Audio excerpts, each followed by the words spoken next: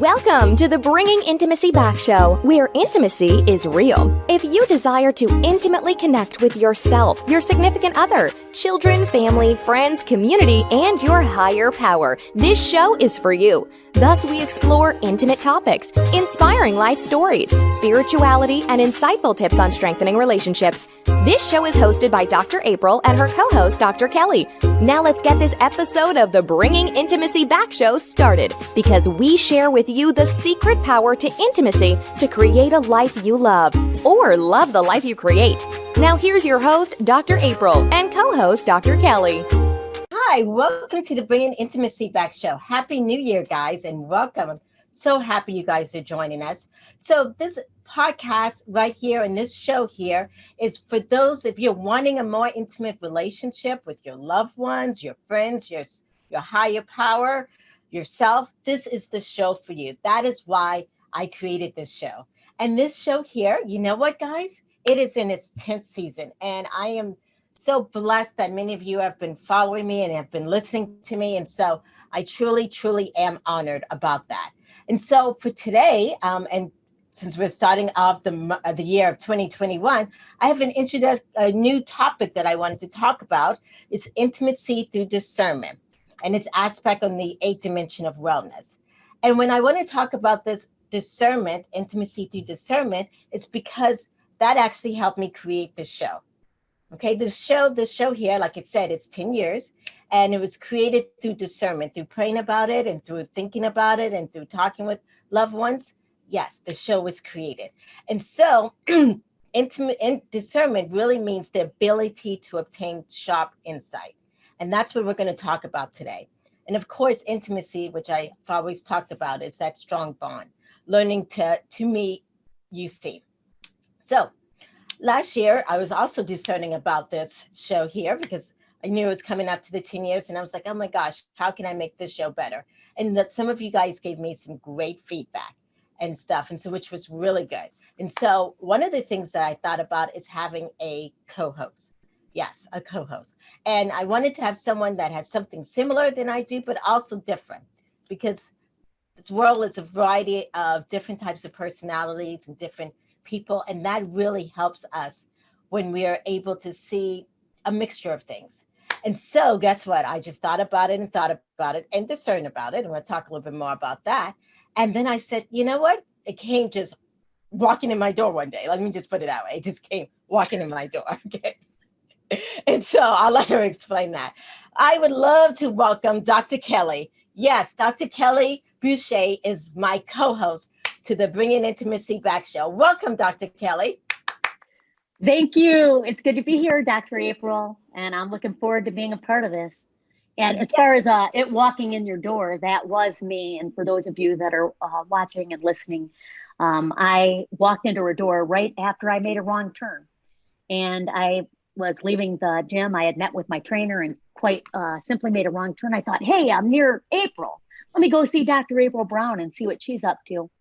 And just walked in the door, and I had come from a trainer. I had sweat on my brow, and I had a messed up haircut because somebody made a mistake on my hair and literally shaved me with the number 1. And that means partly bald. And that was the day that you asked me to be a part of your show as a co-host. And I'm so glad. Yes. And I actually like your new haircut. Oh, yes. Thank you. Yes. Yeah. It's especially fun in the morning. I'm glad you like it. I do too. I do. Yes. Well, let's take the audience back a little bit to that journey, because besides her walking into my door, yes, Dr. Kelly and I have known each other for how long now? Well, were you at Hodges before I? When was your first I year? think I came after. I came in 2010. Okay. 2010. Okay, so then I've known you for 10 years. 10 or 11. Oh my gosh. Yes. You were the director of counseling, and Yes. I was at that time full-time for applied psychology. So yeah, we both worked in the same university. Yes. Yes, which is great. And we were on the diversity committee together, and we had many different times that we intersected, and I was always so happy about that. Truly. Right. And one of the reasons why Dr. Kelly is on the show, and it's also a blessing, It's because she has the same kind of belief system in the sense of discernment, which is kind of what we're going to talk about today. Yes. Yeah. On how we think about, pray about things. Sometimes it's, especially we're in a new year right now, and there's so many things happening. And sometimes you have to slow it down and think about things and, contemplate and go through a process. Yes. Part of that process too, going back to when I said yes to you, in using discernment, because I said to you that day, if you remember when I said yes, you said, are you willing to be vulnerable? And I said, yes. And I didn't even know you were interviewing me. Like, are you willing to be vulnerable at this time in your life? I'm like, sure I am. And then you had said, well, I've been interviewing co-hosts, and it just, like you said, it came to you. And I was like, be your co-host?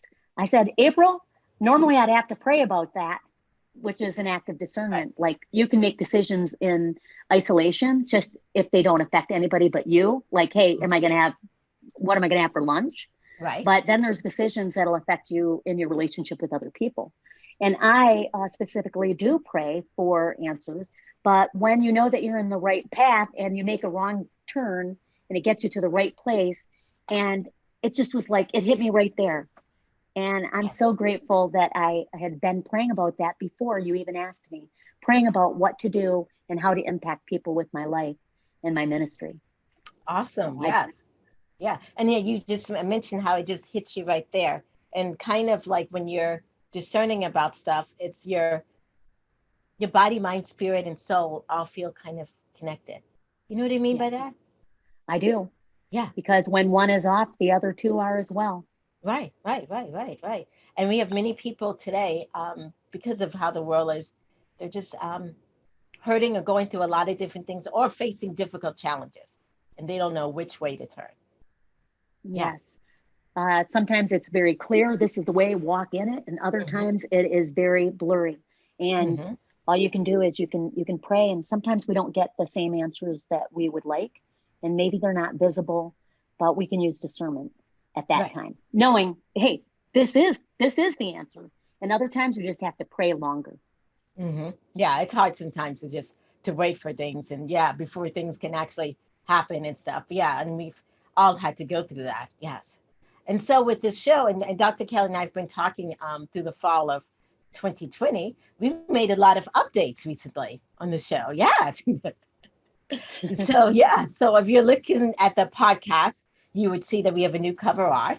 And the other thing that I want to say is that we decided to go weekly. So if you're listening to the show, we're going to be with you guys weekly, which is great. Yeah. Good. And then the other part, we are also joining a podcast network called Pink Kangaroo, which is just going to help us get this show out better. And starting in March, for all you women who are out there listening, Dr. Kelly and I are going to have a membership to a special little club to provide you guys with unique resources and tools and stuff to help you through your day-to-day struggle. So, and there's going to be a lot of different new things there. So look out for that. The other thing that we're going to start be doing in this show is to highlight different nonprofit organizations. And so one of the ones that I really wanted to highlight, it's because with all this coronavirus and stuff, it's our nurses, and yes. And so the American Nurses Foundation, which is www.nursingworld.org/foundation, they do a great job. You know what they do, Kelly? No, I do not. Okay, well, let me tell you what they do. Do they help nurses or people? Yes. No, they help nurses. Nurses are people, but yes, they help nurses. But when you donate to them, they will actually help nurses get mental health services, which it's necessary. Wow. Because I don't know if you've seen some nurses in your practices, but I have. You can have compassion fatigue. Yes, but all they're going through. Yeah. And they also help them get the resources and the tools and the PPE equipment, which is great because some hospitals and places may not have those type of equipment. So that's a good thing. Yeah. And they also help, and some nurses are financially struggle. So it's a good thing. So yeah, definitely. That's marvelous. I think that's exceptional. My cousin is a nurse. I have many friends that are nurses. I just think that is an exceptional organization. hmm Yes, yeah. So I'm really proud that we're going to be highlighting the American Nurses Foundation. Definitely, yes. So back to our topic today. So our topic today is about intimacy through discernment. Do those things like sound a little nuts right there, that part? Well, the discernment and intimacy, it's like, okay, intimacy, but you said it earlier. You said intimacy is into me, you see. Right. So that's a part of our inner reflection, I think. Right. And we're going to also highlight the eighth dimension of wellness, which is really, Yes. yes, yeah. When you see intimacy, how do you see it? Well, I believe that intimacy, your very first person that you need to have an intimacy with, even scripture says, love your neighbor as yourself. So it's not implying that you can't love yourself. And I've often said that people do a poor job of loving their neighbor because they do a poor job of loving themselves. And Yeah. so you have to put yourself first. But so often, including nurses and other women, they do not put themselves first. And even on an airplane, I don't know when you traveled last, Right. but I traveled recently, and it said if the oxygen mask dropped, put it on others first. No, it said to put it on yourself first and then help other people. But all too often, we don't do that. Right. And I don't know. I mean, I hear so many stories of, and I could be guilty of it myself, of just being overwhelmed, trying to do everything for everybody. You know what I'm saying? Yeah. I'm just doing this, running around doing this, but not taking care of ourselves. And we're thinking, well, if I stand up and say, no, I can't do this, or I really have to go take care of myself, then everybody's going to see me as selfish or, the B word or whatever. Yep. Yeah. Yeah, nobody wants to be perceived as a boy. Mm-hmm. Just kidding. No, I'm teasing. No, you don't want to be perceived as that. And we're taught early that we need to say yes to things. And it's also difficult why people have a hard time with B as in boundaries, saying no to things. And sometimes when people ask you to do something, you just need to say, I have plans. And that plan is for you to do something for yourself. Mm-hmm. Definitely. And have the discernment to stay home and do something for yourself, like rest. Right, exactly. Well, we're going to take a short break, but when we come back, we're going to go into the deep topics and go more about intimacy through discernment in the eighth wellness. Haha. I just infiltrated Dr. April's show. Hey, do you want to have an awesome podcast like April has? Well, my name is Adam Adams, and yes, that's my real name, Adam Adams. I know it's crazy, but I'm the guy that helps people launch podcasts. I help you launch a podcast, and if you have one and you don't have the downloads that you need, we do a lot of marketing for other people's podcasts and help them finally get ranked. The third and final thing that we can do is we can do all the back office post-production for you and your show. We do a great job. If you're interested in launching a show, getting all that post-production off your plate, or growing your show so that it actually gets downloads, listens, ratings, and reviews, then I'm your guy. And since you're a listener of Dr. April's show, just go to mypodcast.website. That's mypodcast.website and enter Dr. April at checkout.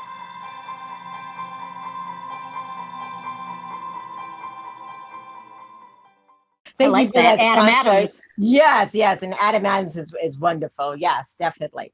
Well, thank you for coming back for the Bringing Intimacy Back show, where intimacy is real. And today, what we're talking about is intimacy through discernment and the 8 aspects of wellness. The last time we just defined intimacy and we talked about discernment, but we haven't really talked about wellness. Dr. Kelly, when you hear the word wellness, what do you think about? Well, typically, I think mental wellness. And right.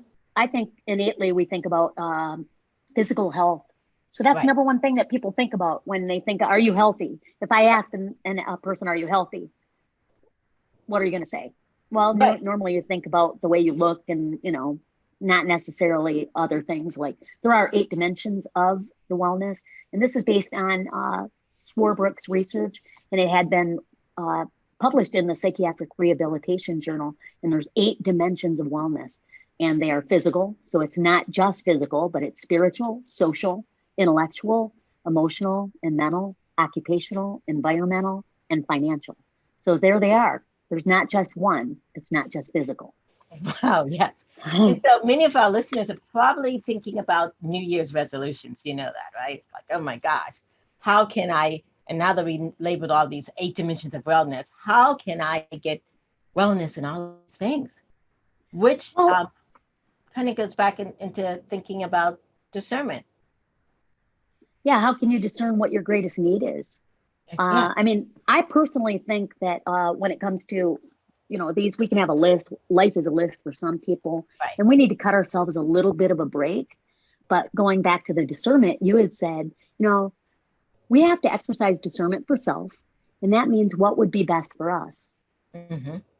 And yeah, obviously, if we, are physically healthy, it is. But what about financial debt? We're going off of 2020 when many people, their finances were impacted so greatly that they're probably still recovering or will be recovering into 2023. Right. Many people had to even live off of credit cards and they never did before.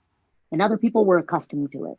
All that to say that everybody's at an individual place. And I think that we just need to say, to be gentle with ourselves and others. And so pick one of those. So you ask somebody what their New Year's resolution is, 9 times out of 10, it's something to do with exercise and gym. And no, how about if we look at another dimension? What about your mental health, your mental wellness? You used the word overwhelmed earlier. Give me an example of something like what's overwhelming as you approach the new year, Dr. April. What's overwhelming? I think for many of us, it's just the whole election thing that was just overwhelming, yes. But then also it's just the balancing of work and home life.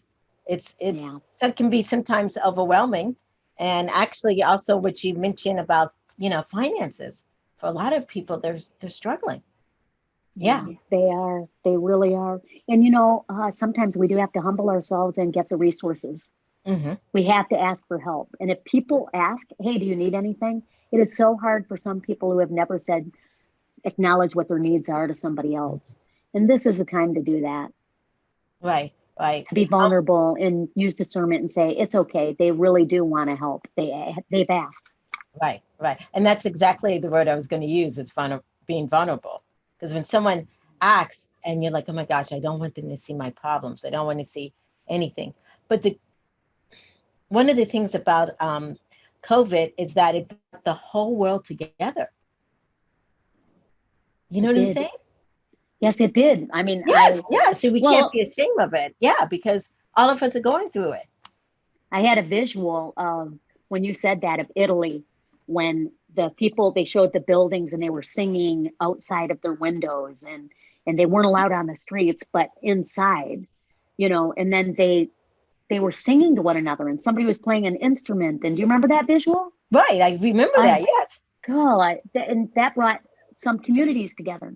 And yes, of course, we'll probably talk at the end of the show, I'm sure, of what's happening even recently as of last evening in our country. Right. But yes, it has brought us together. And some people might say, really, brought us together? I mean, this is horrible. Because in fact, some homes have been torn apart because of different beliefs, And that's where you really need to exercise discernment. And I think a spiritual wellness of just trusting that when things are outside of your control, that your higher power or God or whatever that higher power is to you, for me, it's God, that we can trust.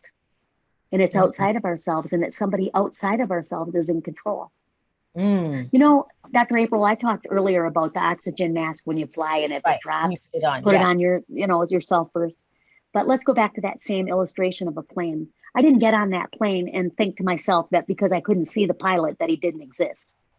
And because I didn't understand the Bernoulli principle of what makes a plane stay airborne, I don't understand that. Right. But by faith, I got in there and I said, I'm going to trust this. And, but we just need to set back and say spiritual wellness is trusting when things are outside of our control, that there is a God or a higher power or a spiritual being, whatever it is for you. And I'm sure that you put what your faith, your spirituality is very important to you. Right, Dr. April? Oh, yes, it is. It is. And as you're saying that, but I'm thinking of some of these people who, how can I put it? have faith. You think, oh my gosh, the world's going to be beautiful. Everything is going to go well. But then all this happens and you're like, how in the world can someone, whether you call it higher power, God, or whatever, be in control when the world is out of control? Which goes back to what you're saying is, how do we deal with things that we're not in control of? You know, we just get so like, oh my gosh. Yeah. Well, many of us have learned at a young age that depending upon how you grew up, right, maybe you had a parent that was in control. They often say that our view of God is our view of our biological parent, relationship father. with our biological father is how we view God. Right. So if I didn't have a father I could ask for things. So my prayers of supplication and asking somebody for help, I have a hard time with. You can't say, hey, can I have a 20? You know, right. Or if you had an absent father or one that abandoned you. So we can get back to that. Is God really a father? And is he in control? Mm-hmm. And what if you had a punitive father? Is it authoritarian, the one that's strict? Right. Yeah. So just not a lot's in our control. Right. And really, it's in our spirit. Yeah. Because we're really looking inside, and that's what, for many of us, kind of helps us when we talk about discernment, is having that faith, but listening into that inner spirit. Because in each of us, I believe each of us, there's good in us. You know what I'm saying? Yeah. We're all just like little children. We want to be happy. We want to do this. We want to do this. And sometimes because we want certain things, our little selfish nature comes out in our behavior. But in reality, we all have, really, really good hearts. Yeah. And I just, when I see people that have these beautiful hearts and they get discouraged, nothing is worse than depression and rejection together. It's dejection. Yes. And when people become like their crushed spirit, even scripture says that there's nothing worse than a crushed spirit. Who can bear it? Right. So that's one thing I think that we do have some situations that are happening in ourselves through this stress and just trauma and the overwhelming stuff, because you know who you are when you're under stress. And I had a few mirrors held up to me, and I didn't like. Mm-hmm. I heard myself say some. Yeah, I said Jesus' name, and I wasn't praying. Let me just say it. I'm just being vulnerable. Right. And it's just like, oh my gosh, I got in my car after I couldn't nail something, and it was out of my control, and I just was like, ugh, and I was like, whoa, I don't like this person. Mm-hmm. So what am I going to do? Right. And that's happened to me because I'm always go. And sometimes when things don't go the right way, or you're like, oh my gosh, nothing is, you just get kind of negative, and these thoughts come. Yeah. You just don't want them to attach. You can be honest. We can be honest, and we can say, this sucks. Right. But don't let the negativity be like Velcro. I mean, I was able to observe some people in the last year that it seemed like the only thing they wanted to talk about were negative things. I don't mind talking about things that aren't positive, but I don't want a negative spin on everything. Right. We call it in counseling reframing. Mm-hmm. So I would try to say, so is there a different way that we can look at this? Right. But like some people like to stay there. Yeah, like you said, it actually starts up here in the mind of that talking to yourself, of what you're saying to yourself. And I say a lot in therapy, you really honestly have to be your best friend. That's how you have to talk to yourself. A negative thought may come through and say, oh, you don't deserve anything. But if you pull that thought down and just like, really, I don't deserve this and I don't deserve this, and you just add more things to it, of course you're going to be depressed and down. You have to let that thought go through. You know what was shocking? I don't think many people realize that all of us get negative thoughts. Have you realized that some people think if they get a negative thought, like, oh my gosh, they must be bad? But in reality, our world has so much negativity, and it comes into our subconscious, so it comes to our conscious, but it's what you do with that creates the mental health wellness. Right. Thoughts become actions. It's cognitive behavioral therapy is based on like Proverbs, as a man thinks, so he is. So if you think it, you're going to act on it. So thoughts become actions, actions, habits, habits, addictions, and addictions alike. So you want to change something about your life, change your thinking. Right. I can't remember who it was. I think his name was Bob Dowie from Word of Life. He was a guest speaker there, and he used to call it stinking thinking.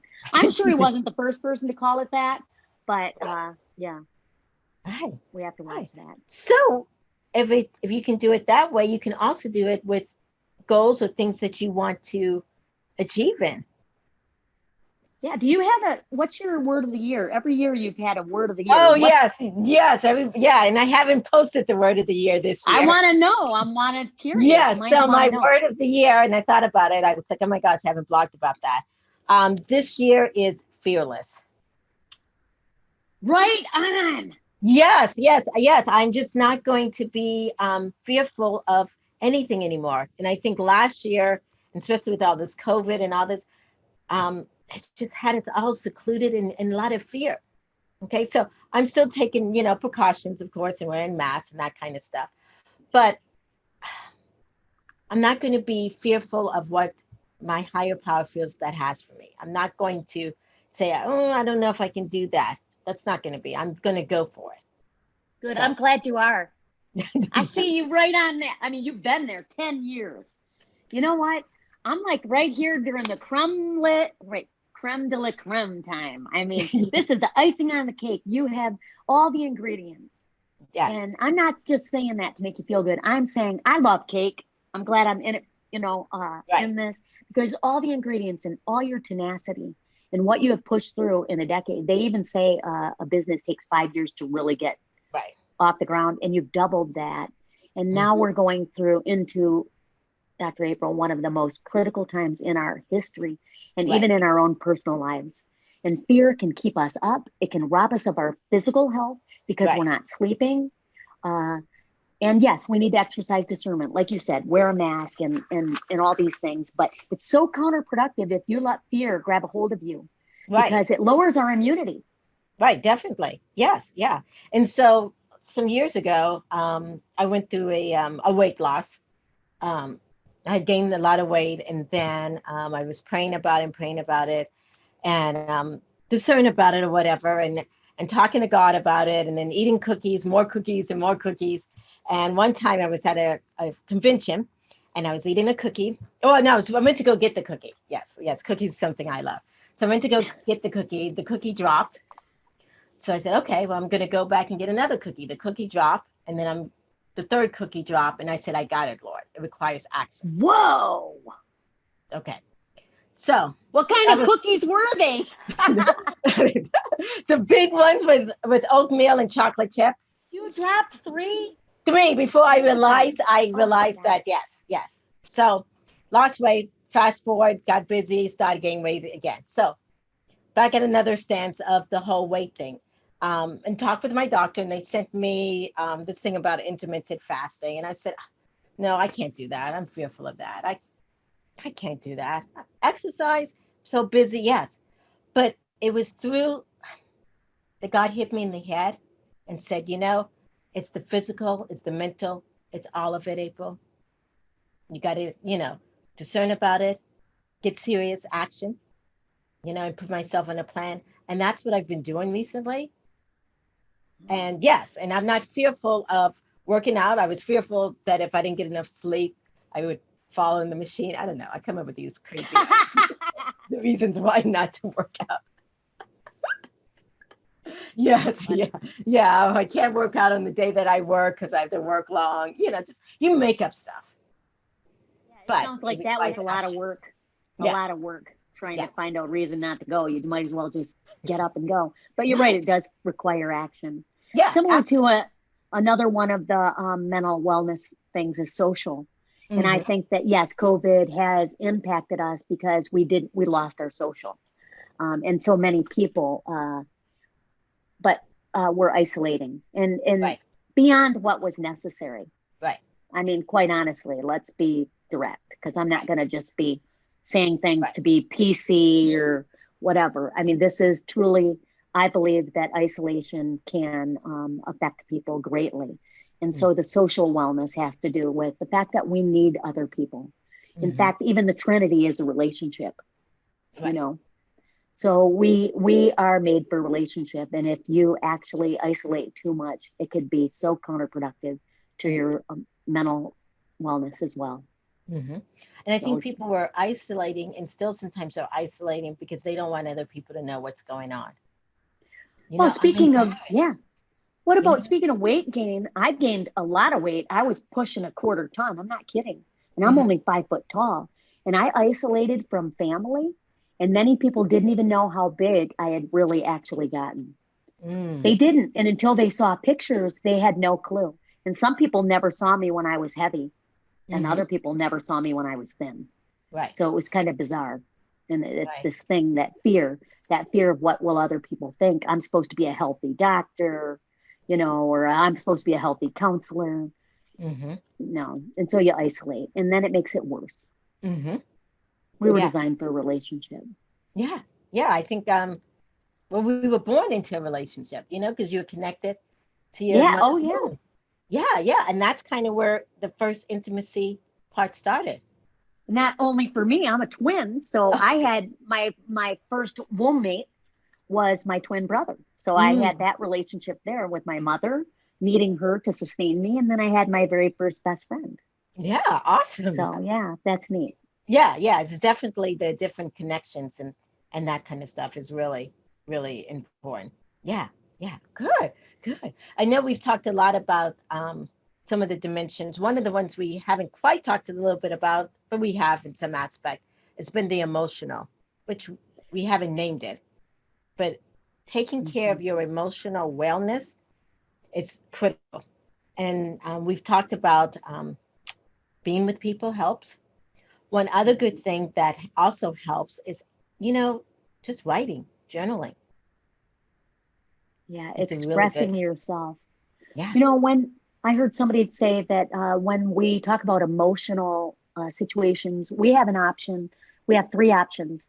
We can either suppress it and deny, and say it shows its ugly head and we push it down, how we feel, our Right. emotional feelings, or we can repress it, deny it is even happening, or we can express it and use our words, whether it's journaling or saying it out loud to ourselves or a close friend.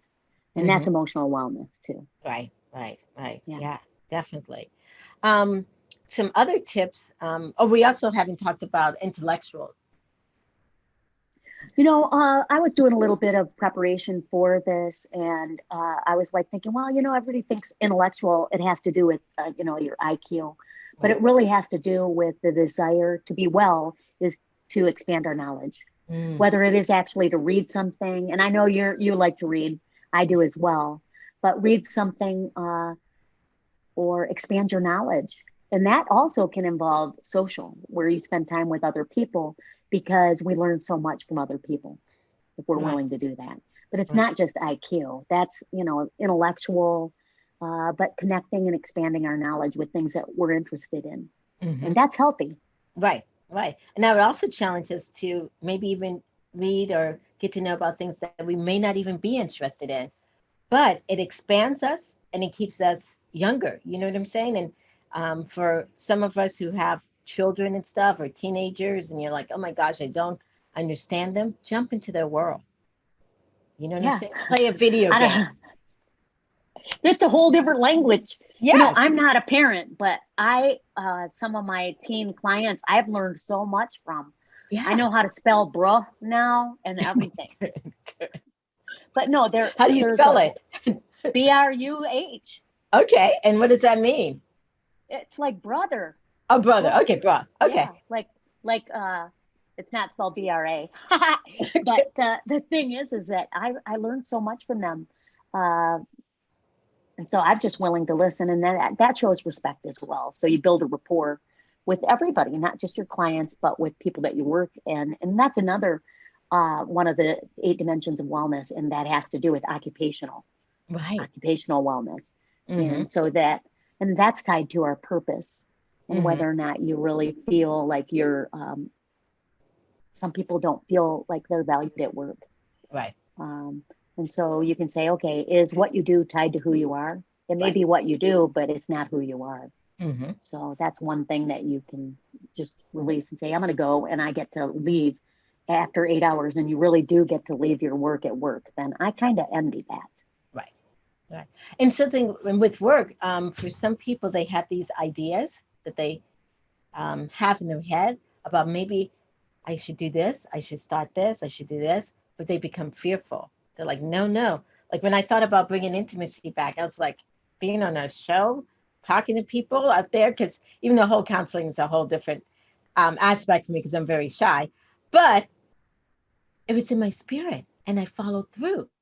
So for anybody who's out there listening, yeah, if you have an idea, go try for it. Yeah, put it out there, try it, do it. You couldn't help it. You just had to do it. You couldn't not do it. You had to do it. Right. Yeah. And here you are, shy. Yes. You know? Yes. And yeah. Yeah. And so it's interesting today. I was working out this morning, and of course the news is on and stuff. And then someone was saying, if you don't really like what's going on in politics right now, get up and start to run for local or state things. Yeah, they were calling people to come on, people. Yeah. So, and that was like, wow, that's kind of inspiring. Not for me, of course. That's not something I want to do. But for people, and even yourself, as you've been inspired to, do all the things that you do. Yeah, I had to speak. I do motivational speaking. I just have to. I love to encourage people, come Right. alongside of them because I've been there. I have been there. I've experienced a lot of grief in my life. And initially it just did me in. And I thought, you know what, I'm going to share this. And so I like to come alongside of people that are grieving and help them. And I do love motivational speaking. But funny thing is, when I was a young girl, I couldn't even say my L's. I didn't stutter, but I couldn't say Kelly, and my name is Kelly Lynn. I had a little raspy voice. I cut my own hair. It's all short. If you go to my website, you'll see I have this short hair. I have 2 pictures. I always want to remember where I've come from. Right. And just the fact that we all have a different gift, and who nobody would have ever thought, certainly not my teachers, that I would have become a doctor, let alone a public speaker, because I couldn't even say my name.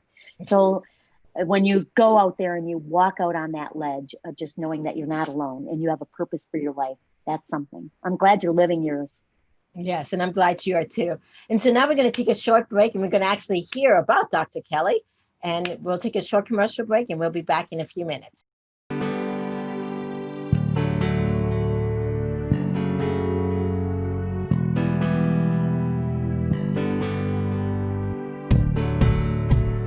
Hello, this is Dr. Kelly Boucher.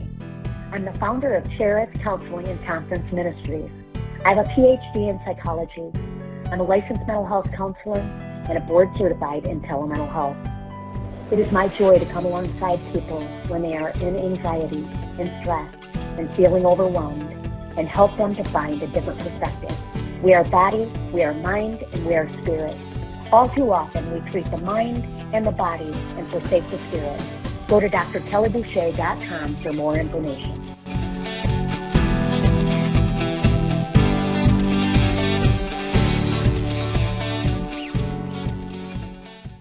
All right. Yes. Did you see that haircut? Yes, I did. So cool. So cool. So now we're going to go into a little segment about questions. If you have a question, feel free to, of course, call at 1-888-627-6008. And I know we have had some questions from social media. I think, Kelly, do you have questions that people have asked? I did have someone ask what spirituality was. Mm-hmm. Renee from Pennsylvania. Okay. So in spirituality, you can look at it, and I think you have to look at it full circle. I mean, this is my definition, just being raw. Spirituality for me is connecting with the creator of all of this. But it's connecting with the creator. And I know when connect, and I know I'm putting my hand this way, it's like they're out there, but and they're also inside because they created you. So they created all of this and they created you. And that is what spirituality, getting to have to deepen that relationship so you can actually feel and spiritually hear their presence. Because if someone's created all this, then they kind of have a little bit more insight, a lot more insight into what's going on in your life, And so sometimes when you're in great communication, they can help you with that and help you in your choices. So that's my definition of spirituality. I like that. I really do. And when you're talking about if they designed it and then they know it better, I just bought a Jeep Comanche and 1990, it's an antique. Yes. And it didn't come with a manual. Oh So my God. when I took it for a trip to Michigan, I'm like, where is everything? I don't know where everything is. I'm still trying to find it because I don't have the manual. Right. Because a lot of people do when they think about spirituality, they'll think about a building, that you have to go to church. But I walked in a garage and I didn't become a car. Right. So it really is not about that. It's where it's a personal relationship. I have another question here. Okay. The question is, what is bringing intimacy back? What type of intimacy? What type? And that's Jody in Ohio. Okay, Jody, thank you so much for asking that question. So when we talk about intimacy, we talk about a variety of intimacy. So there's, of course, when most people think about intimacy, they think the sex, sexual intimacy. Okay. Mm-hmm. But there's also the emotional intimacy, meeting with people emotionally, feeling that. There's also a variety of intimacies, such as creative intimacy, working together on a creative project together. There's work intimacy, where people actually work together. There's friendship intimacy, where people have good, you go and you laugh and you have friendship and all that kind of stuff. There's a variety of different types of intimacy that is developed. So when we talk about it, we talk about the whole group. Sometimes a show will focus on one, but I'm including everything. Of course, there's spiritual intimacy, connecting with your higher power. One of the intimacies that Dr. Kelly and I talked about on a previous show a long time ago was cultural intimacy, which is something that is extremely important, as we've seen from last year into now, connecting with different cultures, getting to see how things are from their perspective, sharing your perspective, finding common ground, appreciating and enjoying the differences. Yes. And even just what Kelly and I are talking about, and even just you guys out there listening, we're creating intimate bonds because we're sharing and talking and creating a connection. Yes. Because we have to have those safe places, which is another part of the wellness, environmental wellness. And that has to do with finding those environments where you do feel safe. Mm-hmm. And friends that you feel safe with. And I'm sure we're going to have some episodes. We're having in March, Pam Lau, that's coming. And she's a friend of mine I have not seen her since her wedding. Wow. And then my best friend from college, right, who is coming this month, Sherry Belmar. Right. And so you have friendship, intimacy, and you have to have those environments where you feel safe, that you can say, we come from different cultures, right? April, and that's obvious. But to what degree do we? Some people actually may have more in common with teenagers. Have more in common with a teenager in Japan than they do their own parents sometimes. Right. Because so there's a culture that's not just it has to do with ethnicity. Mm-hmm. And sometimes because we're so afraid to make a mistake or be politically correct, we won't talk and get to know somebody. Well, you're at a party, maybe New Year's Eve or wherever, and they're like, you want to say hi, but you can't remember their name. So you don't say hi. Well, you just go up and say, I can't remember your name. Just be honest. But, yeah, you want to talk to them. I mean, hello, are you supposed to know everything? Do you have like a idiot, that photographic memory?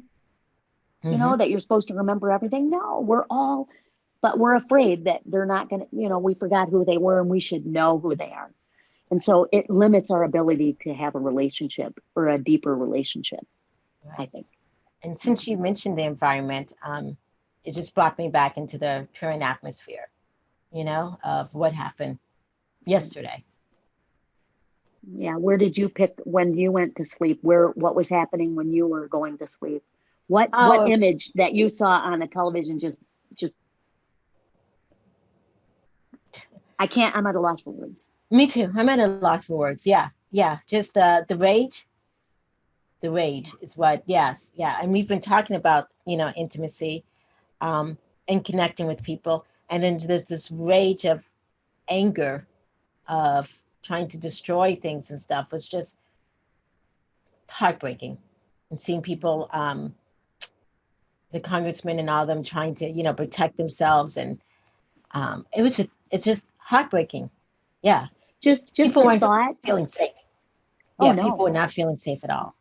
When they talked about the Capitol building and they said that they were shuffling the congressmen and the senators and they were shuffling them into these buildings, these rooms within the Capitol, and that they didn't have a lot of spaces, I just pictured these men and women with dignity huddling up in a closet or in a small room like they were elementary school students afraid to be shot. Right. And I thought, it reminded me of the school shootings. Yeah, it did. And I thought, my heart just went, I was like, my God, really? Right. Really? Mm-hmm. No. Something has to change. Mm-hmm. Yeah. Whatever side you fall on, it's always the right thing to do the right thing. Right. Like, it doesn't matter what side you fall on. We know right and we know wrong. And that was wrong. Right. Just wrong. Right. Right. And I think people need to, because remember we just talked about culture, intimacy, or even political intimacy.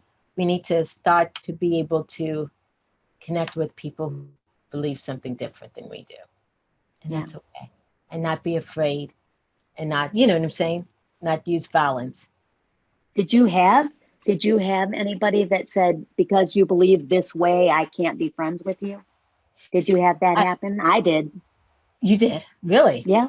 Yes, and it impacted friendship, a dear friendship, because their spouse was like, nope, I can't.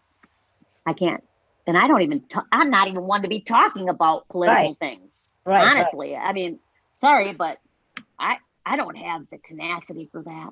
Right. It's really. But I did say what I believed, and it impacted that. Right. And people are struggling with that. I had a great guest on some months ago, Dr. Schaefer. She wrote a book, I Love You, But I Hate Your Politics. How to,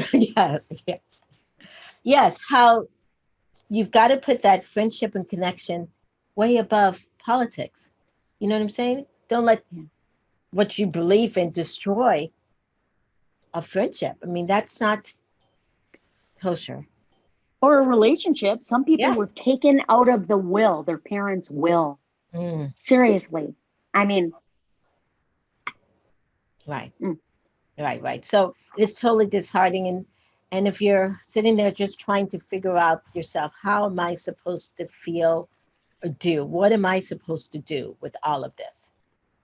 One of the things that I would suggest that you do is to talk with someone, let it out, whether you write it out, scream it out in your room. Don't let it sit there, because when it sits there, it builds up and it can turn into fat, which I've had happen. It can turn into anger, rage. Yeah. It can turn into some people just not eating at all, or just too scared to, move around, depression. And that's not what we want to happen. And so one thing about this show, we want to enlighten and empower. That's what bringing intimacy back is about, empowering. Yes. So if you're feeling that, you got to let it out in a healthy manner. What are your thoughts?